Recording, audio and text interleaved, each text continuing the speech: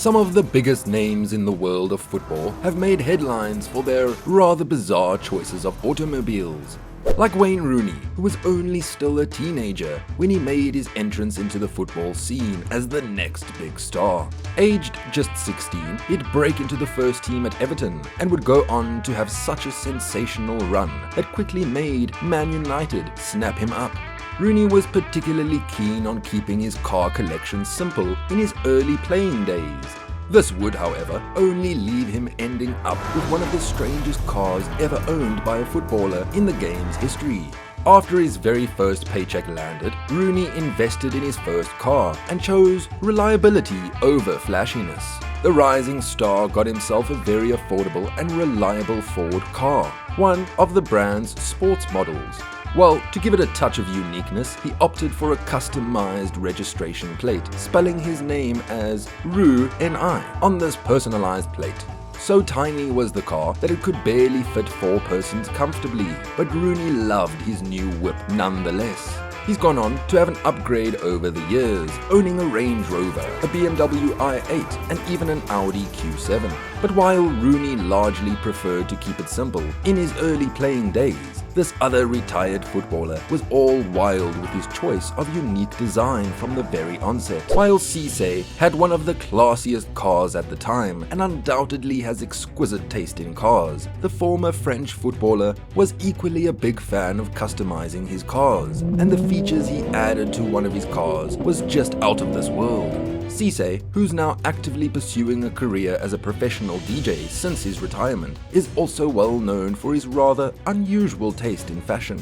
So, after acquiring his Cadillac Escalade, Cisse decided to borrow a page from his weird fashion book and asked that its interior be remodeled with a snake skin wrap. Realizing that this wasn't enough a statement of individuality, he'd take the stakes even higher and gave his Chrysler a rare exterior facelift. This time, Cisse decided to have the front and center of the bonnet repainted with a painting of his daughter, Ilona.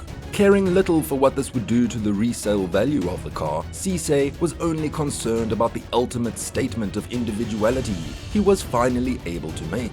Cisse was obviously addicted to customizing his automobiles, but this other player took adding his personal touch to his vehicles even further. See, after having bought what was undoubtedly the fastest convertible available on the planet, and an automobile that was similarly considered the ultimate sports car for a whopping £350,000, Will Gallas didn't feel all of these were enough, and he'd go on to do one of the craziest things ever done to an automobile.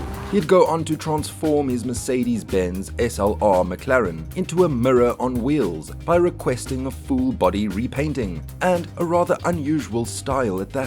The Mercedes McLaren SLR is a beauty to behold on its own, but Gallas had another crazy idea and desperately craved adding his personal touch. He'd go on to wrap his car in chrome, literally making it look like a disco ball. But the former Arsenal star was more than pleased with this new look and seized every opportunity to dazzle London with his slick paintwork on his automobile. But while some players try to drag as much attention as possible, others at least try to be invincible. See, Mario Balotelli first signed and played for Manchester City before returning to play for Liverpool in what would be a short-lived stay at Anfield. On either occasion, he was constantly enmeshed in one controversy or another, either with a teammate, the club, league authorities, and even the police. But Mario wouldn't let any of these controversies hinder him from fulfilling the crazy ideas he had in his head about his dream car. Mario always loved to stand out, and he made sure he got the most bizarre features added to his flashy cars to make sure that there was none other like his in the country.